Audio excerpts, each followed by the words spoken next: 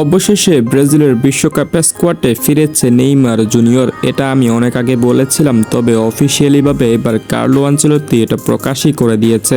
অর্থাৎ আমরা সবাই 2026 বিশ্বকাপে নেইমার জুনিয়রকে দেখতে যাচ্ছি। সেই সাথে কার্লো আনচেলত্তি মোট 26 জনের নাম প্রকাশ করেছে বিশ্বকাপের প্রধান স্কোয়াডে, যেখানে গোলকিপারে আছে এলিসন বেকার, এডারসন এবং ওয়েবারটন। এরপর ডিফেন্স লাইনে আছে Alex Sandro, Danilo, Bremer, Douglas Santos, Ibanez, Gabriel Magalhaes, Leo Pereira, Wesley এবং মার্কিনহোস। এরপর মিডফিল্ডে আছে Lucas Paqueta, Fabinho, Danilo Santos, Casemiro এবং ব্রুনো গিমারাইস। সর্বশেষ ব্রাজিলের অ্যাটাকিং লাইনে জায়গা পেয়েছে Neymar Junior, Raphinha, Rayan, Vinicius Junior, Matheus, Cunha, Luiz Henrique, Igor, Thiago, Endrick এবং গাব্রিয়েল মার্টিনেলি। হ্যাঁ দর্শক, এই মোট 26 জন তারকা ব্রাজিলের প্রধান স্কোয়াডে জায়গা পেয়েছে। যে 26 জন ফুটবলার আগামী বিশ্বকাপে ব্রাজিলের হয়ে প্রতিনিধিত্ব করবে এবং 2026 বিশ্বকাপে হেক্সা মিশনের জন্য এই 26 জন ফুটবলারই কঠোর প্রস্তুতি গ্রহণ করবে,